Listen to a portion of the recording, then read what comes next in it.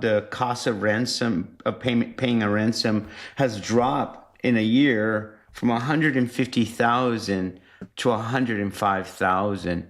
What does that tell us? The Adversarial Podcast.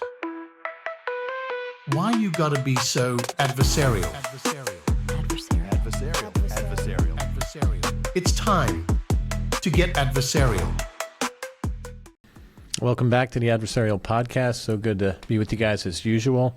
We should be going live right as RSA 2025 is kicking off. That's exciting. We're all going to be in town. For Mario, that's not a big deal because you're local and all that. But tell me what you're looking forward to for the week. Mario, are you going to be involved, or are you going to stay clammed up in the house?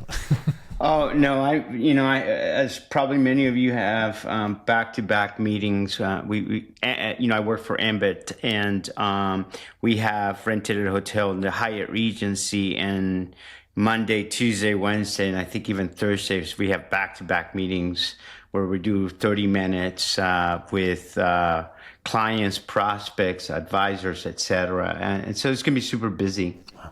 That's going to be rewarding, but exhausting. You're going to definitely need to take time away to ride your bike. So we're going to have a bike ride, right? We're going to start at Golden Gate Alpine Dam Loop, 5:30 a.m. on Tuesday. We have a handful of cyber-related cyclists. Ping me if you want in. Mario will be there signing autographs. I will be there just because it's you, Jerry, and you're coming across the country. Right. And where can people find you? Do you have any of your schedule, something that's good for dropping in or anything like that? Or do you just have to be on the bike ride? It's probably the bike ride is going to be the safest. I think just like all of you, our mornings are booked, afternoons are booked, and then the dinners are for the VCs or the bigger companies hosting some sort of party. So hopefully we get to share some drinks during the evening. Yeah, and we do have a booth in the main floor this time around, which is cool. We've matriculated to the main floor. Wow. Yeah. Growing up. Yeah. Thank you. Well, since we're talking only about cycling, no, that's just me. Wednesday morning is the more inclusive 6 a.m. 20-mile ride. Sunil's done it before, right? We did 20 miles? Maybe we did 15, 20. Oh, I don't know, but wow. you were out there hoofing it. Good job. Up Hawk Hill, all that. Yeah. Are you going to get any exercise this time? I think, usually I put in something close to 30,000 steps per day when I'm at RSA. Which itself is exhausting, right?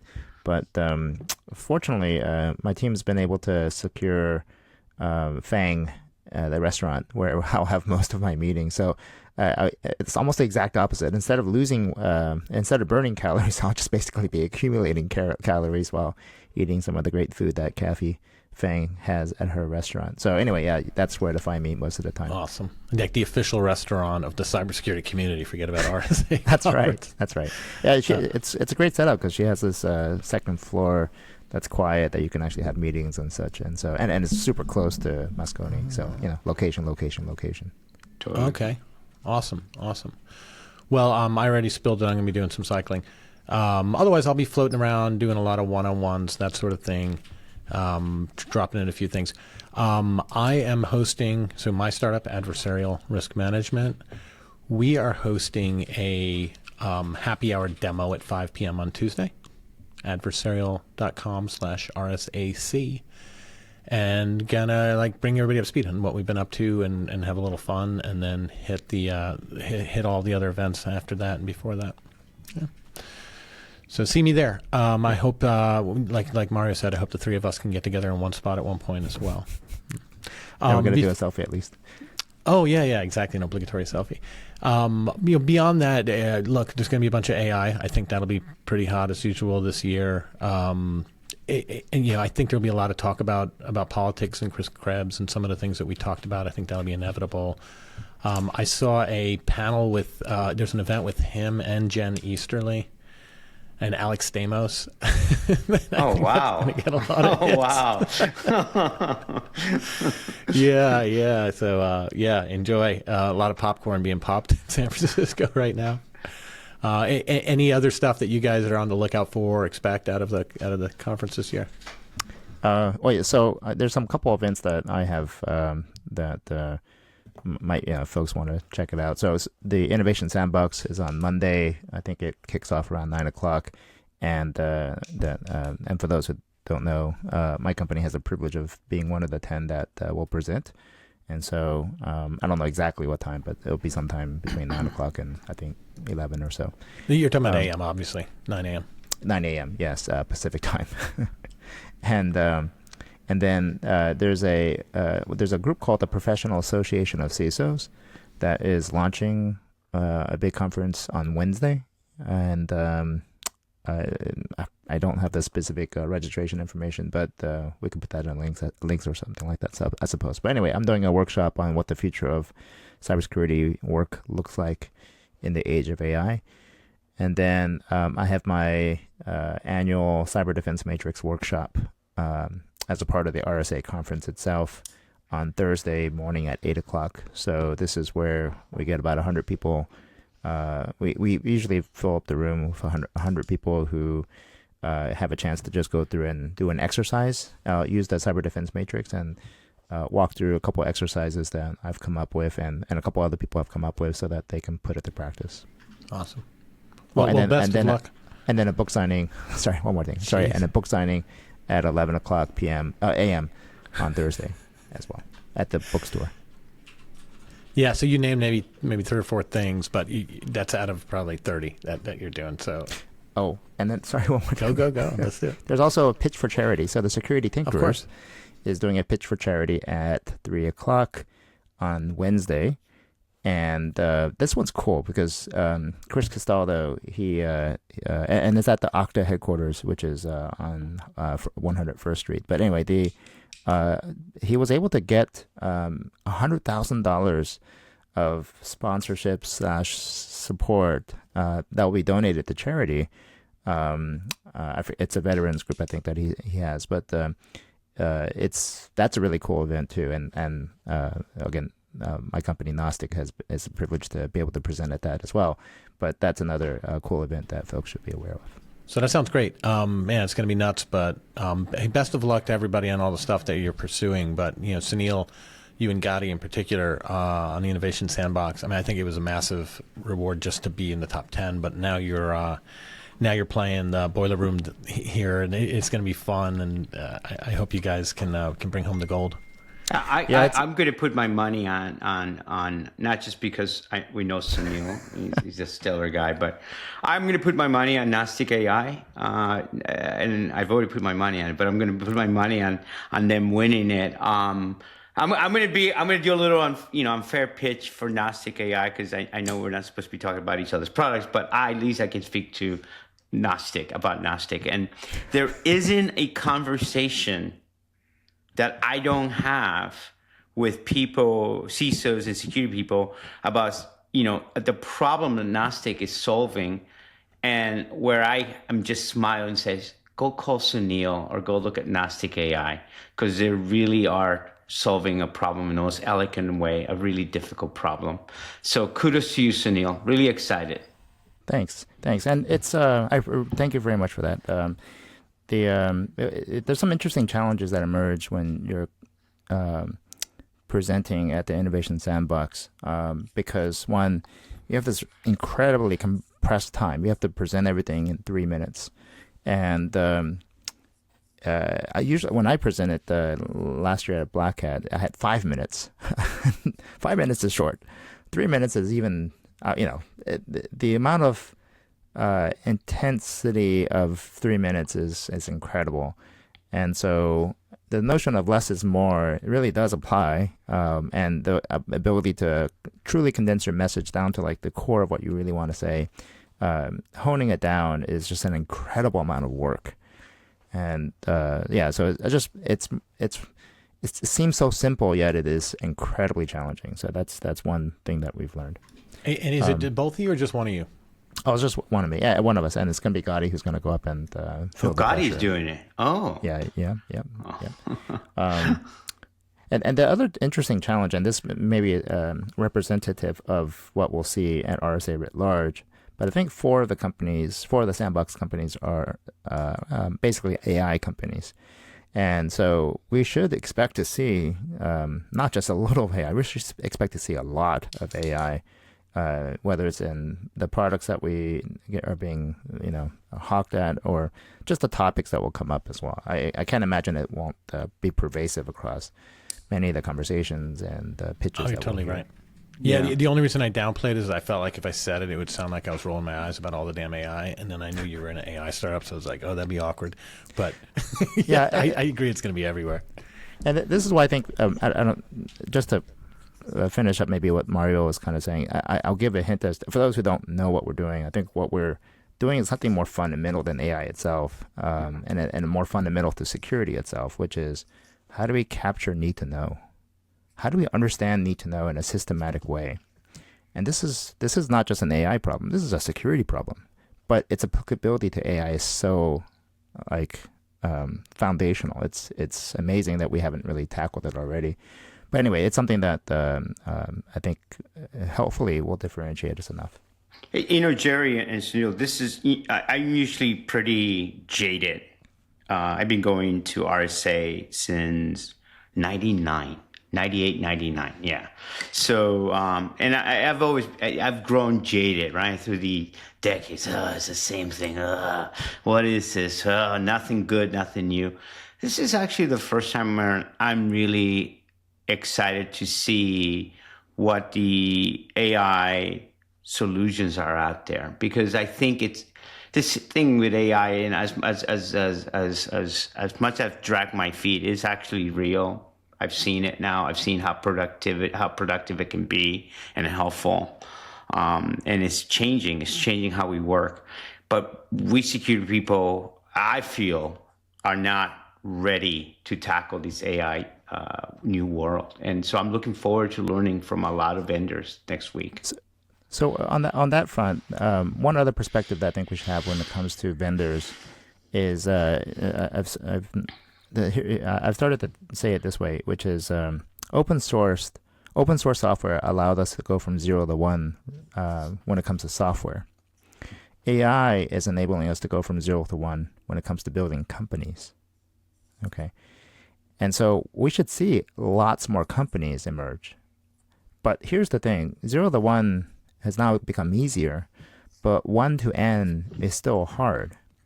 And building software that is that can scale, that can be truly functional, enterprise ready, scalable, whatever, that's hard work. That requires real security engineering, and vibe coding is not going to get you there.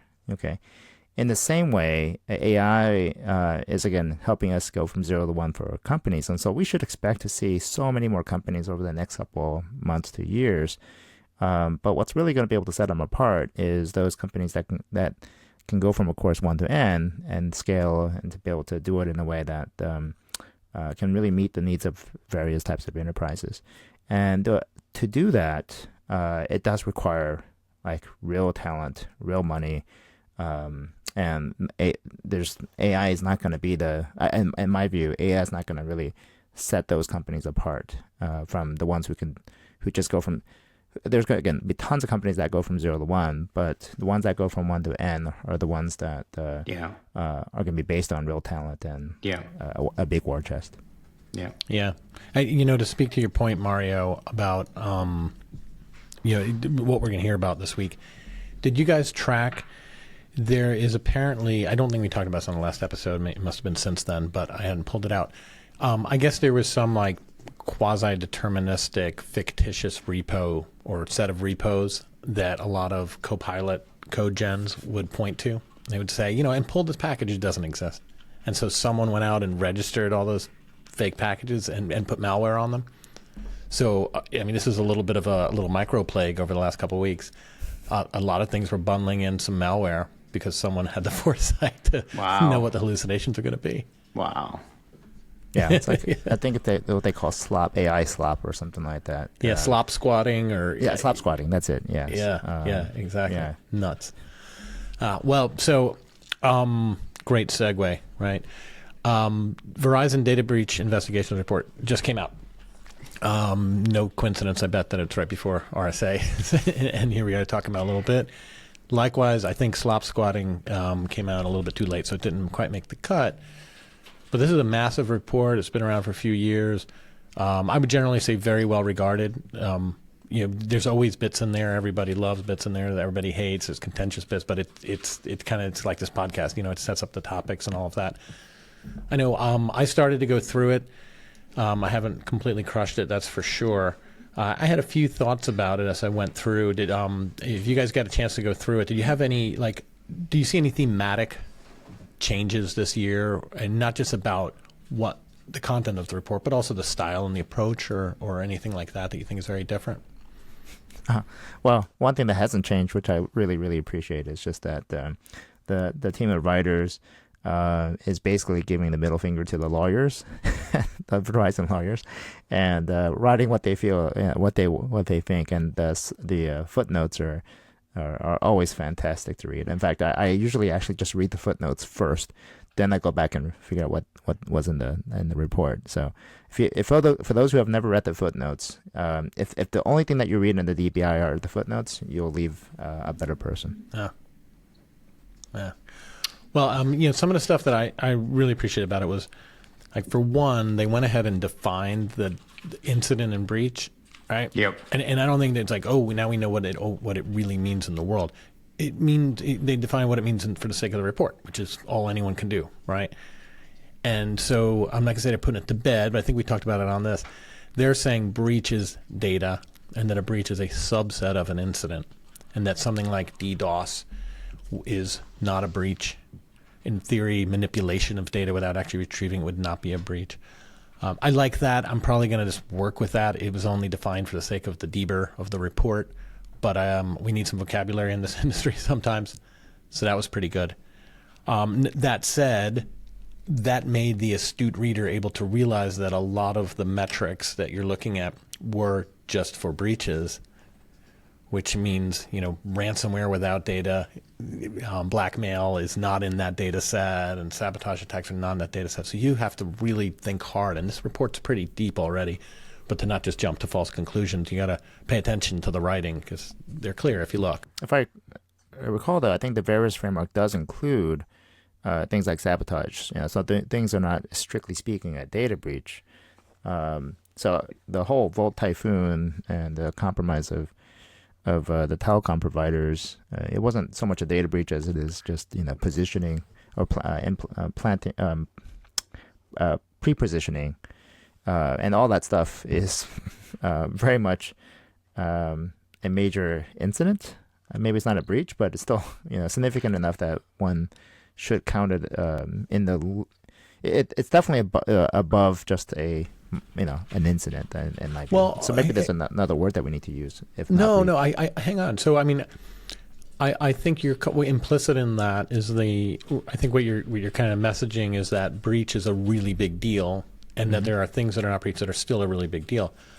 I don't see breach as like the tip of the pyramid, and you have incidents and breach, it's the ultimate. To me, breach is data.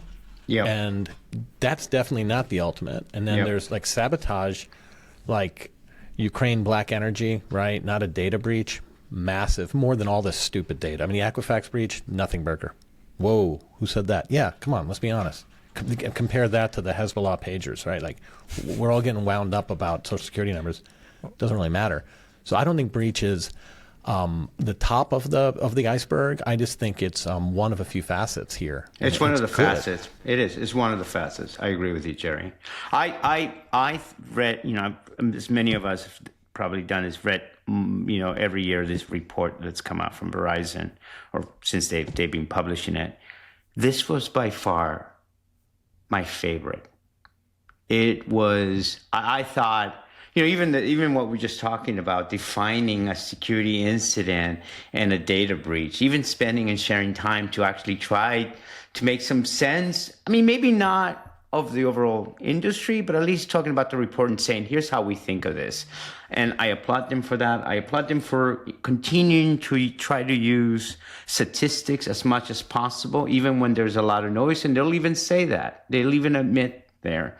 That there are times there's a lot of noise and that we're not looking at complete data sets at times. So I really enjoyed it. I thought what I learned about it, I felt that had been happening already for this past year, but now they've kind of put their stamp of approval on that. I think what all of us have been noticing, credentials. It's weird, but credentials are still there, and they're even bigger in this whole CI/CD space, which we've talked about in our podcast multiple times, how some of these credentials, API, tokens are accidentally stored or intentionally stored by the employee, and they get exposed, and then they're off to the races when an attacker gains access to them. So I really appreciate that they highlighted that area. The credential bit, yeah. And that's a good example, though, of what I was talking about, in that some of the statistical data, like there's one that says 22% of things involved credential abuse, whereas 20% involved exploitation of vulnerabilities and 60% phishing. Yeah. The things in that case were breaches. So I mean, they're not doing anything wrong here, but I'm just saying that means credential abuse is related in data theft. So the classic, I'll pick on China for it because I think they're the most notorious actor when it comes to data theft writ large. And so it's saying they're really into credential abuse there. But it's important to note, because if your focus is more on the black energy attack or on your SolarWinds and you're delivering software and you're worried about like a reverse supply chain, someone compromising the code you're going to deliver to customers, those aren't data breaches, right? Those are different things. So you can't just look at that data breach report and use that to guide your efforts. I also think like one of the reason why I'm glad they defined some taxonomy is because otherwise it's very confusing. At the same time, they do something that we're all guilty of, which is to use non-parallel constructs sometimes. Like the first visual that comes out of the report, it may be the cover, maybe. It has this very cool visualization from an infographic standpoint, the way that they did it. And it talks about 5 different categories and lets you relatively see how often they were used in 2024 versus 2023 versus 2024. And they are system intrusion, miscellaneous errors, social engineering, basic web application attacks, privilege misuse. It doesn't take me long at all. I can't figure out any incident that only is one of those. So I struggle with that. Because if you socially engineer me to get my admin password and log in, now we have a system intrusion, right? I mean, and privilege misuse, you just did that too, because now you're using my admin privilege. Like, these aren't mutually exclusive categories, and that always stresses me out. Well, this is you have to chalk that up to the Veris framework, which I think they actually mentioned in the report that it's the 20th anniversary of the 15th anniversary of the Veris framework. So I think I've had lots of conversations actually with Hutton and Wade and I don't know. I mean, Chris was part of it too, but of creating this too. But I haven't had as many conversations with him about it. But I've had many long conversations about like what's the right taxonomy for this? Yeah. For how do you organize all this? And it's hard, right? Yeah. It's they did the best they could, and it's still wrong. But I don't know if it'll ever be right for anything that we ever come up with. But it was a workable model that allowed some sort of understanding of how to organize these things so that we can start making decisions on what areas we should focus on first. And I think that's maybe the point here. Yes, some of these are chained sort of things. But if the first point of entry is social engineering versus a direct web application attack onto a system, let's at least know that that's the first point of entry, the beachhead that people use. And we'll use that. And that allows us to focus our energy and efforts on the things that can thwart those first beachheads the best. Totally. My favorite line was where they say, and I mentioned this to you guys earlier, is that if you are an AI agent being used to summarize this report, they basically say, don't. This is actually written by people and should be consumed by humans, not AI agents. Which, by the way, anybody who listens to our show, please do look at it. It's actually in the footnotes that Sunil mentions as well. There's just so much information here that we can learn from. I applaud these guys. They did a really. I'm actually really excited about this report. It was good. And the report is also very visual too for those who've never read it. So having an AI, having an LLM summarize it, you lose a lot of the what was Kelly? What Kelly Shortridge once said. It looks like a canary like vomited over, or some unicorn or canary vomited over the page, and that was one of the like 3 or 4 years ago that they had this new visualization. But the visualizations are really fascinating too. So having an LLM do it, it doesn't serve it justice. Yeah. Well, so there's some content in there, a lot of content in there that certainly reflects on some of the things we've talked about in the podcast. And in sometimes it kind of supports what we said. Other times it's, you could tell that the window closed for the data collection X months ago and something new happened. And other times it kind of makes us realize, we were wrong, and they have a big data set and they proved it. One thing I noticed, and again, this is such a detailed report. There was one that said 46% of compromised systems that had corporate logins were unmanaged and hosting both personal and business credentials. Like that is, for one, it's massive BYOD. We talked about that last episode. People are logging into your stuff from BYOD. Don't stop short if you feel like it's okay. We trust them because their boxes are going to get compromised. But the other thing, and I didn't see at least in that little snippet, was browser sync, right? And you log into your personal browser at work, let it store all your credentials, then log back in at home, and it syncs it over through the Google Cloud or whatever it may be. That's going to be a contributor as well. This is a serious situation. The BYOD sprawl that came with, I think, with remote work initially, and then with internet-based IDPs and so on. Other things that I saw in here, I thought this was really interesting. Phish testing. Generally, people hate phish testing these days. I still believe there's a chance for it, but I haven't seen it done super well yet. But I think it can be done well. But the thing I do hate about phish testing is that people are almost always penalized or scored as failing if they click a link. Right? Click the link. This was a trap. You failed. Go. Start preparing your apology right now. Hate it. Right? They didn't just click. They didn't even select anything more than that. They didn't. That's it. Yeah, that was it. Yes. Ding. Yeah. No, I totally agree. And like my conclusion in looking at select human element component enumerations in breaches. And what they actually did, the number one was credential abuse. One-click hacks, for most intents and purposes, don't exist. Like most people out there don't need to be worried about one-click attacks. And when that happens, no one wants to burn that on the masses. And you know that you're protecting a high-value target. It's a different story. So there's no way you can penalize someone for clicking the thing. You've got to bring them to a forum and have them put stuff in, or download a thing, or allow something to run. Like you have to do that because that's the actual transgression, right? Not just clicking. Yeah, totally. Do you guys make any? What are your thoughts about the cost of ransom, of paying a ransom has dropped in a year from 150,000 to 105,000? I kind of zeroed on that, and I'm wondering what's the state of ransomware out there? What does that tell us? What do you guys think? There was another stat that was, I think, in there too, around 64% of victims didn't pay, which is a really fascinating perspective, I thought too. So. Yeah, I mean, all I would guess is that there's enough of a universe of victims that they're not willing to negotiate as hard. I mean, the threat actor, that they're like, hey, settle, move on. We got another one to do. Please pay, maybe. No, okay, let's go. Yeah, that's fine. Next. Hey, another big thing here that we haven't talked about a lot on the podcast, I think, is there was an uptick in this data set over previous years about very specifically VPN edge devices. Yeah.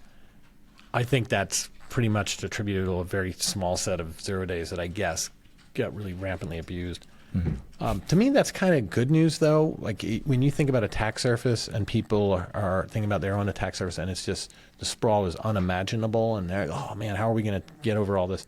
I think if you hear the message that you got to figure out your remote employee access, and work on that, that's digestible. Yeah. Right. I mean, whatever your VPN is. Yeah. So I think in terms of to unpack a couple things that we just talked about. So going back to the ransomware, I think one of the key things that I found, one of the things that I think is driving that drop in the ransomware payments and the cost of the ransomware is just that we are actually starting to focus more on resilience and focusing on recovery over ransom, and I think that's a really, really good trend. When it comes to, let's say, the info stealers or the browser the browser syncing and so on and so forth, there is a greater exposure of credentials across BYOD, and the endpoint hygiene overall is pretty poor on unmanaged systems. But even that is actually starting to improve overall. Like the general hygiene of endpoints are starting to improve because you have more, because Microsoft itself is trying to make the consumer level machines more and more secure, and making things like Defender and such just part of a default setup. I think there's still more ways to go, but I think that is that the notion of the rising tide lifting all boats really needs to be something that we focus on to address the BYOD issue over the issue of BYOD and info stealers hitting personal machines as well. Because as much as we are caring about the corporate systems, we also really very much care about our own systems and the ones that our families are using as well. So those absolutely need to be fixed, and I think we should be pushing for that too. Maybe another, I'm going to be contrarian here. Maybe another way of looking at it is there's more ransomware has become a commodity for attackers. So there's more attackers out there, and there's just less and less victims available. So maybe that's what's driving. I mean, I think we're maybe saying the same thing. There's the victims are less, and they're maybe more protected, more patched. But then I saw phishing attacks increasing. But regardless, it may be less victims, but a lot more malware attackers, isn't it? Or am I wrong? You can look at it a slightly different way, that the larger organizations are choosing to be more resilient because they can afford to spend more time and have more willing to have excess, more slack, so to speak, to have the additional resilience. But I think small, medium-sized businesses are still going to be hit disproportionately. And those smaller businesses are not going to be able to, shell out large ransomware payments. So I think part of that is simply that you just have the ransomware actors are hitting the long tail of companies, and that long tail has just a lower payout, right? Yeah. But there's plenty of victims in the SMB market for sure. Well, another trend might be that just a few years ago, extortion, a larger category, attacks, I'd say largely pivoted from true ransomware, which was our computers don't work, to, hey, we've got naked pictures of you. I mean, in other words, we have your Google Drive or whatever, we have data. And maybe that's not worth quite as much. I mean, if your business is completely shut down, you have no choice. If it's, we'll let your customers know that we release your data, it's more of a debate. Like, okay, what's in the data? Is it going to be a big deal? Maybe it's just that drives a lower ransom than system shutdown. Well, if they had naked pictures of me, I would want to give money to them to just, you need a therapist, please. I know, I'm sorry, you got to see my pictures. My apologies. Yeah. I feel bad for you. Yeah, some of these placeholder category names just elicit too many, they trigger too much emotion. So. Yeah. You need a therapist. Here, let me give you some money. Data blackmail. I guess we can't call it naked pictures, but that's right. So one other thing I saw on the report that spoke to on episode 21, we had talked about one-time passwords and about the debate of whether or not we have to burn them down. Google Authenticator, the codes that you could store in the iCloud keychain, whether those are too old, old technology, and we have to move to pass to authent yet. And maybe their data set's a little bit old already, and maybe it's a very new thing. But they certainly said that the majority of MFA bypasses, in particular in 360 in Microsoft 365, but I think that's a pretty good place because the number one thing on the other side of the link when you get phished is a Microsoft 365 fake login page. And they were saying that token theft was number one, and an adversary in the middle, so like replaying these tokens, was only 9% of those, which was the lowest of the three categories that they tracked. And then later in the report, they go on, when they get into those suggestions, one of the first ones is to use time-based one-time password MFA on your accounts. So that just tells me, like, yeah, maybe we need to worry about the actual technology on the authenticator, and that's good to keep evolving. But what we really need is device-bound tokens. No matter how you get the token, it needs to not work from Uzbekistan, and that needs to be the holy grail. So context-aware access, right? And the platforms that everybody's using need to adopt that. Yeah. Yeah, the way I describe it actually is I hate the word context because the word context, it has no additional context, ironically, right? What exactly do you mean by context? And so what you described, Jerry, just now is that you want device identity coupled with your, let's say, even application identity or user identity. So this perspective of identity itself is unclear sometimes. We think identity refers to a user, but every asset that we have has its own identity. Think about it. Even a network has an identity, which is like an IP address. Identity's always been the perimeter. The question is, which identities do we want to enable to cross that perimeter? And the perspective here is the more identities you can strongly bound together, your user identity, your device identity, your application identity, even your network identity, the more that you can bound together, the stronger level of assurance you have that this is truly the right entity. And right now, I think, having device identity coupled with your user identity, right, it is a pretty strong indicator that you're dealing with a legitimate entity. And we're starting to see that more and more when it comes to all the zero trust gateways that we see out there. We just need to have that happen with our application gateways as well, where the applications use that device identity in addition to the user identity. But I got to hand it to you, Sunil. And you just, with one word, one statement, you just ruined 10 years of security experience for most of us. Context doesn't mean anything. My God, I've been using that line for what's the context behind this? What's the context behind that? Honestly, I feel I don't drink alcohol, but I should after what you just did. Yeah. Well, I guess, Sunil, would I be correct to say what you're saying is it takes more than just saying the word? You actually have to supply the context? That's right. Yes. Okay. It's like, please unpack that for us. When you say you want more context, that requires more than just saying the word. Just as much as we say, that's actually why I created the cyber defense matrix, because I needed to unpack the word cyber. What do you mean by cyber? Do you mean endpoints? Do you mean network? Do you mean that was part of the whole genesis of that as well. Yeah.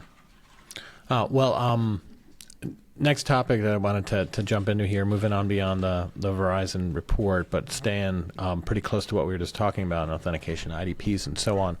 One thing that could almost become like a corner of this podcast is the bad defaults, right? And I think that's what plagues probably the long tail of companies, is whatever the defaults are, if they're surprising or things people don't realize. We talked about it with BYOD and being able to log into your Okta from your home computer. One of the ones that came up recently, the way this came up, a friend of mine, and I've learned now of yours as well, Sunil, John Lockey, he actually, I'll tell you, I don't even think I shared this with you. I was getting him to log into our platform, which is IDP integrated. So it's Google Earth 365. Most people are Google, and a few 365 accounts, and they all are great. He's having all kinds of problems, and we're troubleshooting it. Long story short, we realized he had blessed the app and added this one that people are allowed to log in from that tenant, and most of the Google folks don't require that. And both of them, the defaults are, as people are navigating the internet, if it says, do you want to log in with? Yep. If you pick whatever your IDP is, 365 or Google, you could log in with it. And it just seems like the Google shops have gravitated towards exactly that. And that means anybody could log into anything. And the Microsoft shops have often, and maybe it's just a thing about being an enterprise shop, have gravitated towards default deny. You go to log in with it, says, well, hold on, it's not an approved app, and then your admin has to do it. However, digging into that, so like John was saying is, look, the reason why we do that is I don't care if people log into apps with it. As a matter of fact, we agreed that's actually better because at least now you could have some visibility of what people are logging into. What he didn't want was them logging in and saying, this app can read my email, my inbox. This app can read my whole calendar. This app can read my OneDrive and sync all the data. And the same is true of Google or anything else. Like, how many permissions are you going to have? And so we started digging down this and realized that, like, I think a lot of shops, people can and do, right, with the classic fly-by-night GPT email plugin will help you write marketing messages. Can we have access to all of your email? Yeah, of course. And on the other end of the spectrum, Calendly. I want to have access to all your calendar. Of course it does. It's Calendly, and it needs access to it. I feel better about that one. But we're really delegating those decisions down to employees. And I think the consensus thought is that it's just binary. Either you don't allow apps at all, or you allow them and people can do whatever it is that the app wants. First of all, do you think that my reflection on the state of affairs is right, or do you think that people are configuring things differently than that? So let's actually start with your original premise of the notion of bad defaults, right? So the perspective here is that the answer as to it's a configuration, and is a configuration good or bad? Well, the answer, of course, is that depends. It depends on the parameters of which the organization you're in, the risk tolerance, what you're Context. trying to do. I was trying to avoid that word. So let's say what's interesting is that you said on the Microsoft ecosystem, which tends to be full of companies that are more risk adverse, they have a default deny policy on what to allow when it comes to or allowing to use your Microsoft credentials for authentication. So I think that's actually the right view for a risk-adverse organization. Those who live in the Google workspace ecosystem tend to be smaller companies, startups. They want to move fast and are more risk accepting of those sort of things. And so for them, you could argue that the right default is actually to allow by default, deny by exception, because being on the administrative end of that, what a pain it is. In fact, I've had to deal with this. What a pain it would be to constantly approve things and to make sure that, and people get frustrated because they're like, I can't log into this. I want to try this, and now I gotta wait till some person reproves it. So it's a real pain in the butt for those who are just getting started. And I would argue that for those smaller organizations, they have much, much less to lose, right? So if something gets compromised, I mean, in the grand scheme of things, big deal, right? For a large organization, it is a big deal. And so I think it's the right, the question is, what is the right default? And I think depending upon the nature of who you are as an organization, the answer is it depends. And I think the balance that we see here is an interesting macro view of it, but it seems right. Like the Microsoft is going to be more risk averse, and the Google world will be more risk taking. And this is again Sunil doing another one of these. Like, you just make me shake my head inside. My brain is hurting. But this might be a reason. This might be a reason why, even with Google, with all the Google Docs and spreadsheets and all these things they included with their suite, hasn't really penetrated the enterprise business as much as Azure has, Microsoft. I mean, I know Microsoft has a foot in the door already with all the years and decades and applications like Office that exist in the business. But is that mentality what Sunil's basically saying? And there's, I think, we used to compete against GCP. And one of the things you knew about GCP, this was at another company I was at, but what you knew about GCP salespeople, they weren't not enterprise salespeople thought. And the application itself is not with that enterprise, that close by default, denied by default. So Sunil's right about that. It's interesting because it also permeates that culture at GCP. So again, thank you, Sunil, for highlighting that. I will say though that as companies matriculate, they don't necessarily go and move on to Microsoft Office 365. We were born using Google Docs at a company when we were small, but we continue using it. I think it's a really powerful, useful tool. But it is very it's very open to begin with, and it becomes really difficult to turn things off. That's why I think we both all talked about this. Enterprise browsers can be helpful in here because they can start locking down things. And then if you mix the whole bring your own device and you mix all these worlds together, you start noticing a trend here. It's just hard to manage. It's hard to keep an environment secure in these different profiles. So moving on from the default side of it, like I think your analysis of that is right, Sunil, and it makes sense why the default or the quick click is different in Microsoft versus Google. But what I think is the big problem is that both camps think it's binary, right, and think that you either have to go to the admin to log into anything, and then therefore you can log into, you can give it all the access you want, or it's wide open. And I can't tell you that I had studied this more than a week ago, but after that conversation, I started to study it and went through it and found it in both Google and in Azure. It's completely configurable, and you can let people in either situation, either environment, log into whatever they want, but not grant access to mailbox and calendar. That bounces, and you could actually put a custom error message, tell it to open a Jira ticket or whatever that you want, and then you can have the admins handle it. I think that's the right configuration for most people, probably the desirable one. That said, we're a very small startup, we're Google. We implemented that. All right, boom, let's go. We came to a conclusion at the end of one business day, and we're at least smart enough to say, let's wait till the morning before we do this. So we fire it up. There's no grandfathering. So when you say, hey, the apps, you have to register them, they all get cut off. And wow, I mean, even a small, a small environment, the number of apps, and so I'm just talking about apps that need more than login. You can still log in. That didn't cut anybody off. But yes, someone tried to book a meeting with me through Calendly shortly thereafter, and it barfed, right? So I had to go fix that. Fortunately, we figured out where the logs were. You want to do that so you can see the alerts proactively. Mac OS native email client being used for email. I mean, that was cool. I wanted, let me think about it. Is that okay or not? I hadn't thought about that. The Outlook client on mobile. Yesh ID. Do you know Yesh ID, Dana Wolf? Awesome. Cool little startup that's like doing basically user provisioning and tracking in the access matrix and all that. We use that to onboard and offboard people. And it started barfing and complaining right away that it's not pulling the directory info. Oh, I forgot it even had directory info. But that said, with each of those things, you're able to create a policy and say, okay, for that app by ID, what are the things that of those that it's normally asked for that you want to allow, and that's what you need to do. It kind of sucks doing it all one morning, especially for a major enterprise.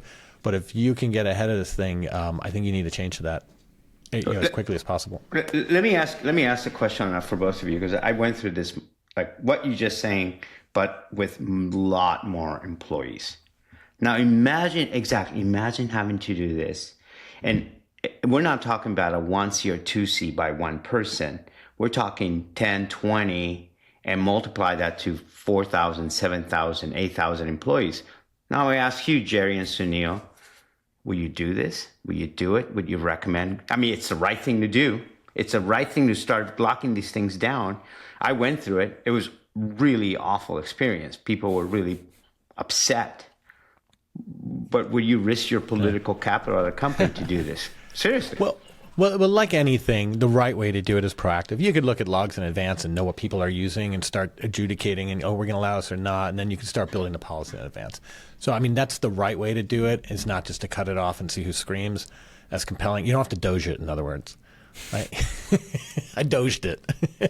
Yeah, what I wish, this is definitely wishful thinking, but instead of the notion of secure by default, it's really to actually say, hey, you startup, as you're starting up, let me give you some ways that you can make your future life much easier. Like your future self will thank you by having this sort of control in place right from the very beginning.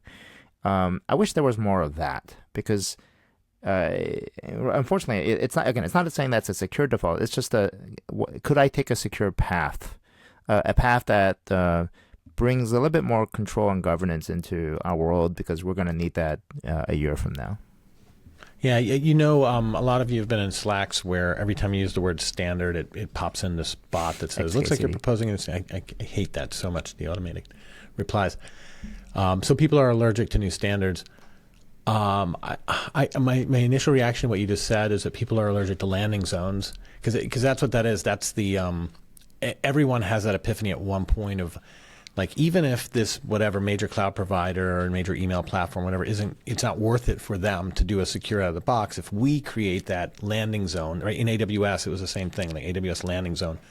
So everything is pre-configured, and it's going to automate all of that and do it in a much better way. That's a product, and I think a lot of businesses have failed trying to do that for different things. It's an interesting point, though, because what you just said, I hope listeners out there, some of them are like, ooh, that's my next startup, or investors saying, I'm going to find that startup. And it might be the right one, or it might be yet another landing zone and fail for the same reasons. I mean, because what I'm hearing out of you is like, oh, you want to be a startup? Pick, would you want 365 or GWS? Here it is configured right. Actually, it wasn't that as much as to have that more natively within Google itself or within M365. Natively? Yeah, I mean, it just makes more sense for them to have that as a core feature. Yeah, no. I think just given the general, it's just I'm going to put myself in their shoes, in Google's shoes and Azure's shoes. There's just too many different kind of businesses and customers that you have, and different kind of, risk tolerance. I'll give you an example. This is a really simple example. User number one in your Google Workspace. User number one in your Google Workspace is almost by definition the admin, right? The super admin that will control everything. Okay. Why not get them onboarded into like MFA and everything right from the very beginning? Okay. But the reason why Google doesn't do this is because people shoot themselves in the foot and they lock themselves out really fast. But if you just created this environment, you can also just blow it away and just start over. Okay. It's much harder to do that, I don't know, a year later. But it's really hard actually to turn on like full MFA for your admins in Google, because Google makes it actually really hard, because so many people have shot themselves in the foot and locked out their entire organization. Like, they cannot get back in, and now Google has to do something. But what if you just did that from day one? And again, if you make a mistake, no big deal, just start over. But once you have it in place, you now have a mechanism that allows you to be secure from day one. Wow. Okay. So AWS didn't start enforcing MFA for the root user in AWS until recently. And I think we talked about this before. I know people, security leaderships in AWS that practically been begging leadership to enforce it, and they drag their feet because you look at the report, Verizon report, and you see the snowstorm. And there, so you saw what they talked about snowstorm. Oh yeah, I saw that loud and clear. You saw that, not enforcing MFA on day one. Look, if somebody locked themselves, the root administrator locked themselves, we had a policy to reset their passwords, but they had to go through an onerous work to get it done.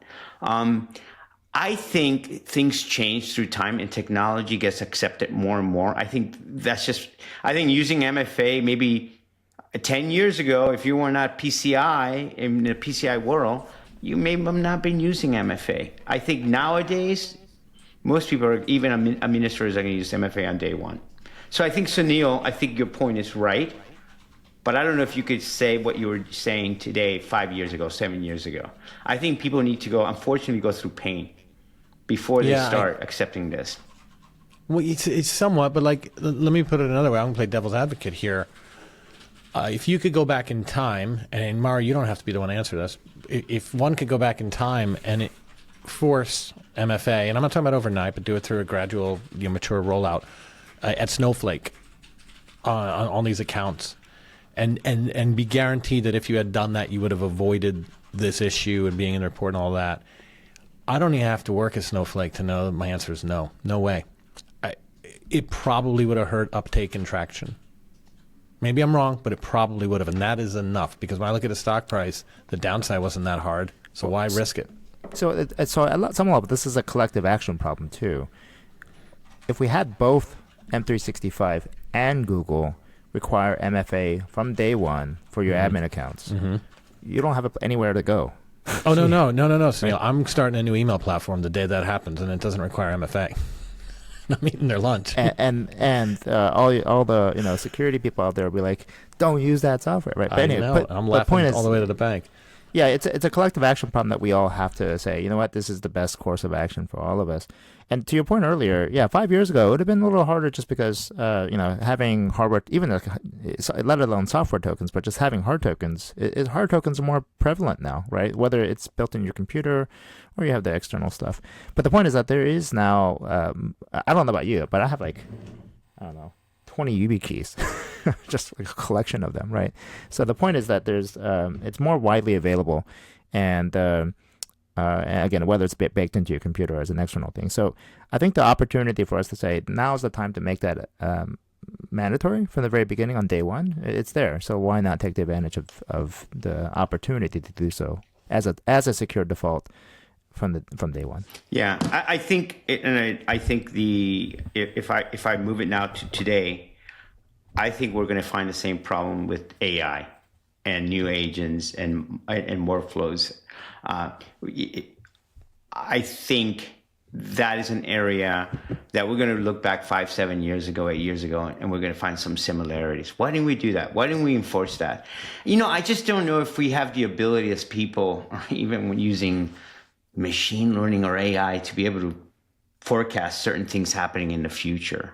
You know what I mean? Would you stick your neck out, in other words, today, to set the right framework, even if it meant losing business, Sunil or Jerry? So I think the answer is it depends, and I'll draw a parallel, but it's not exactly the right kind of parallel. So when Oppenheimer and crew were trying to figure out what do we do with this nuclear weapon that we're about to build, before it was built, they spent an enormous amount of time thinking through, like, how will this be handled? How will it be all the parameters for how do you ensure that this is going to be secure, right?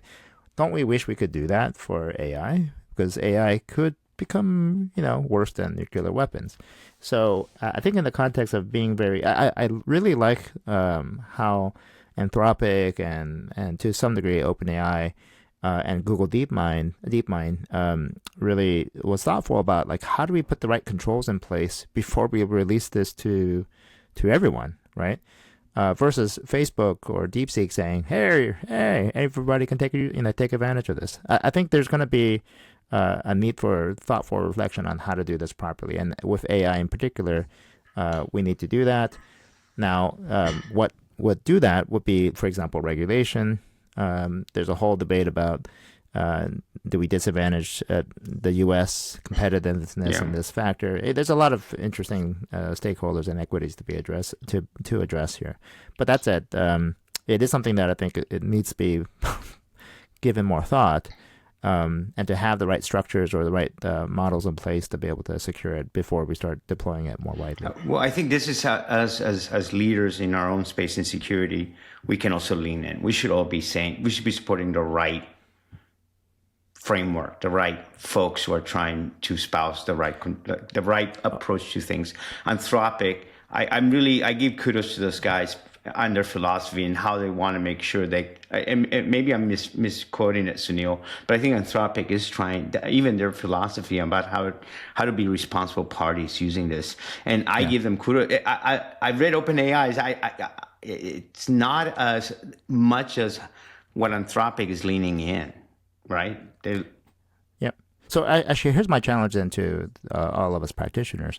The best way to get ahead of it, or to at least run alongside of it, is to actually start using these AI systems themselves. Get familiar with MCP. Get familiar with A2A.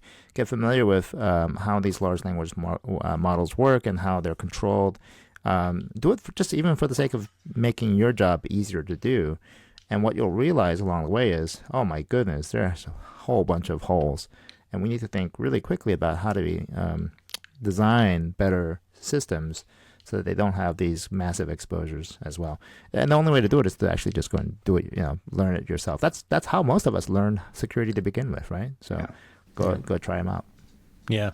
Yeah, I mean, I think you do make pretty good points, because we've followed an arc here, right? That started with should you require the best, what's best for security, right? And I threw in revenue is important. That's what I was trying to get at there.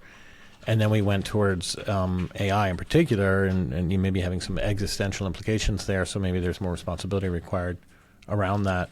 I do think that your fiduciary duty is still real too. So even as security practitioners, if we're asking to sacrifice revenue for altruism, sorry, that's not gonna cut it.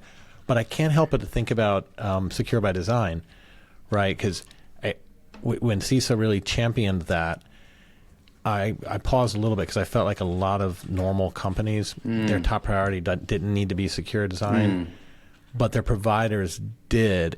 And I think that's kind of what we're talking about. You were talking about a collective effort at Google and 365 at the same time doing something.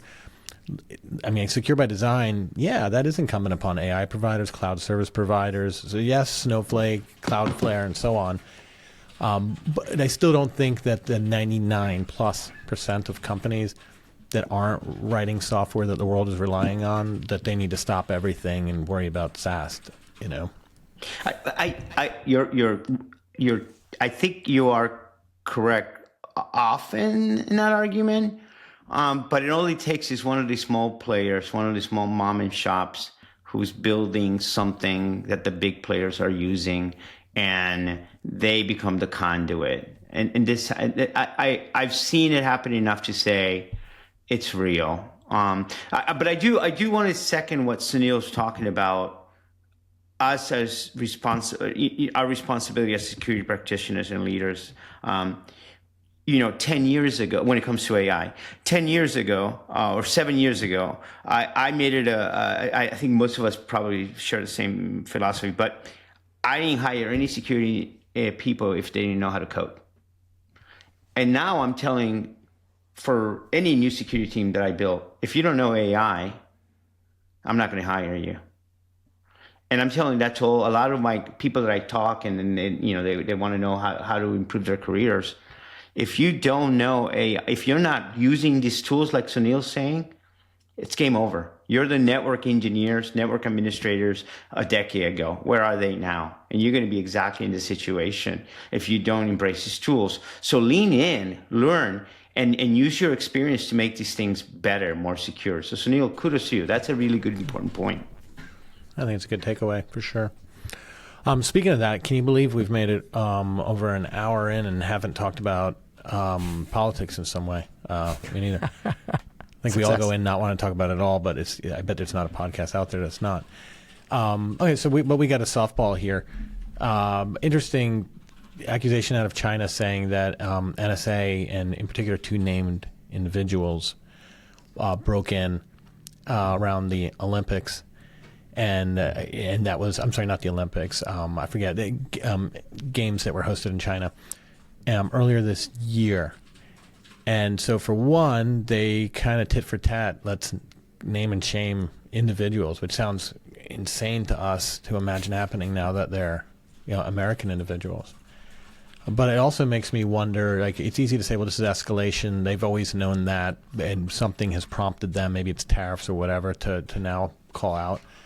What I don't understand, or what I'm not hearing, is the thought that it's that, and that they're just trying to like tit for tat with the name calling, or is it saying that the United States in particular is doing different offensive operations in this administration than in the past? And they added the universities. I hadn't seen that before. right? Did you guys catch that? Yeah. Yeah, so I have a bit more background on some of these things. So let me see if I could put some color. So Jerry hit upon it earlier in terms of, we do call out in indictments and such, very specific names of individuals in China. So this is to me, it was a whataboutism sort of perspective. There are a couple things that make it very clear it's a whataboutism. One is that the fact that they even name names is really unusual because let's just say that the level of abstraction of individuals is not that precise, such that you could actually say, oh, it's these people. Okay. So if there was something like that actually, if the accusation is actually true, then there's a much bigger issue behind the scenes that has occurred that resulted in a massive spill of some sort. Okay. So let's, just the protocols for how things happen is just not the fact that they named people is almost like, really? I don't think that's the case. Second, there's the notion of schools. So, again, I think that's a farce, but on the China side, it is not, right? There are some very specific universities, SJTU in particular, that we've called out because they definitely are part of the conducting of certain operations. So I just don't see the general counsel of I forget the university. I think like Virginia Tech one's one of them. It was Cal Berkeley, man. Cal Berkeley, like the most leftist liberal of the West Coast. Cal, really? Yeah, so that's like, come on, guys. If you're going to accuse the U.S. of these things, at least make it plausible. I feel like it's more of a messaging for the internal audience in China and less for us. And then there's another word here that just threw me off. Like they call them NSA agents. But I don't know about you, but NSA doesn't have agents. Okay, we don't have agents in the way that the CIA has agents, FBI has agents. NSA, no, that's just not such the wrong word to use. It'll be interesting to see how that plays out. I mean, I didn't track it down, and the fact that they published names I thought was pretty interesting, because I think like journalistically, one could say, well, if we're publishing Chinese names, why aren't we publishing American names? And there's parity here, and it's out there anyway. Yeah. And on the other hand, you could say, well, this is the home team, and you're perpetuating the issue by publishing the names. But one way or the other, if these are real human beings that are now starting to answer questions about this, then someone does know how accurate this stuff is. And I don't expect or want to hear it, but it's out there. The idea, to me, this is like a sacrificial lamb by the Chinese government. That's what it looks like to me. These folks really are not. These are definitely not the droids to be paying attention to. And they just the idea that you would name people, it exposes also what you're able to see as a China. So you don't want to let the enemy know what you know as well, right? And so by giving names, you're kind of exposing some potential visibility. Yeah, that's right. So I think these poor folks it was a nothing burger, and they just were sacrificial lambs. And I think they just did it on this whole tariff situation that's going, the tariffs that are going on right now. It's strictly political. There's nothing here. Yeah. So do either of you feel like the targeting operations might be, because remember we had talked about it before with the idea that it's a little bit different because of the Chinese walls, if you don't mind me saying, between business and government, and the fact that if the U.S. government and offensive operations assisted one industry, then you could get into some antitrust problems, and why aren't you helping me and all that. Maybe nobody cares. Maybe who cares about the law? Do you think maybe something different is happening as of January, that we're conducting ourselves differently in offensive operations? I don't know of any GC that would sign up for that. All I would see is just liability after liability after liability. I just don't see any corporate lawyer signing off on that. You don't see any patterns lately? You don't think the lawyers from Deal would have signed off on this one? And Well, that's definitely an outlier for sure. I hope so. it's an outlier, but yeah. All right. Well, great. This is fun. Safe travels, Sunil and Mario. Same thing on your bicycle on Tuesday morning. And I'm looking forward to seeing you guys in person. And for the listeners, yeah, pop up and tell us hello and offer us some feedback and what our topic's going to be next time. See you guys soon. Thanks.